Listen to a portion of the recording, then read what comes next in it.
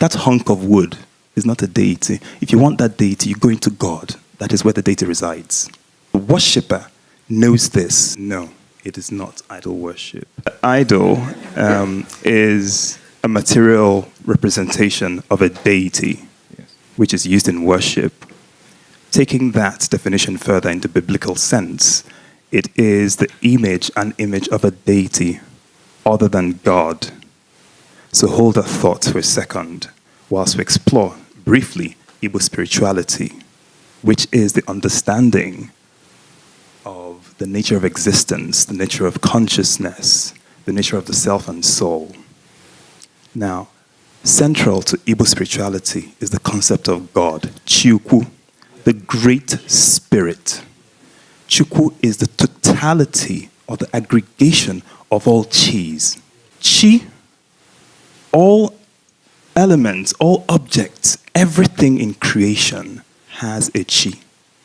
I have a chi. He has a chi. Everyone in this audience has a chi. It is part and parcel of God. The inanimate objects as well. The abstractions, this chair has a chi. The floor has a chi. The roof of this building has a chi. Even abstract concepts have a chi, which means that nothing, absolutely nothing, can exist outside of God, Chukwu. Chukwu is the aggregation of all the chis. And central to Igbo spirituality is that idea of a unity of creation. Let's now look at prayer, right? Someone is standing in front of a statue or carving in supplication to a deity or an energy or what have you. We need to understand what the prayer is all about. Now, the Igbo prayer has a standard format. There will be the throwing of chalk, nzu. There will be the breaking of a kola nut. There will be the offering, whether it be food item or a sacrifice. And finally, there's a libation being poured. Now, if you go into the prayer itself, he will invoke God first. Chukwu abịama tụọ. He's inviting God, the supreme being, to, partake of the throwing of chalk. Now, the symbolism of that throwing of chalk is, nzu is peace, is purity, is spirit. I come to the spirit in peace and purity and love. Throw the nzu with me, which means meet me in that space of worship with your best and highest qualities. Now he starts from Chukwu and talks about and then invites the abstractions like Anyanwụ n'ụbọchị, the daylight and the day, and starts listing the various energies. The Holy Spirit, which is Nagu, Idemili, God's daughter, and continues, goes through the entire list of energies, inanimate objects that he can remember. And at the end, he would say, Izuzubezubenu, Onya Oya Oibia.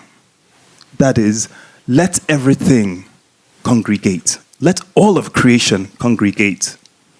If I name you, if I call you, call your kith and kin, come and join me. Through Nzu, let us meet ourselves in a space of love and purity. Once that happens, he then breaks the kola nut. What he's doing in essence, he's communing with all of creation. Now I ask you, what is all of creation? That is God, Chukwu. He is not praying to an idol. He's communing with the totality of creation. Yes, he may want to work with a certain aspect of God, a certain energy of God. Maybe he wants to address his Ikenga, which is the divine archetypal masculine force. But that prayer to Ikenga, or that request to Ikenga, would start with a supplication to God and all of creation. None of them exist outside of God. The worshipper themselves, or himself or herself, realizes that what he's doing is not worshiping an idol. Because the Igbos have a saying that Ufike bulunkwagu, olono buluna agwu, obura agwu, onye choba agwu, agwu dị na Chukwu. I'll translate that. Ufike is the non-dibia, the non-magical person. So the point is, A non-magical person or the unenlightened one picks up the carving of a deity and believes he has carried a deity, he's wasting his time. That hunk of wood is not a deity. If you want that deity, you go into God. That is where the deity resides. The worshipper knows this, that they're not worshiping idols. They know that they're not worshiping an idol.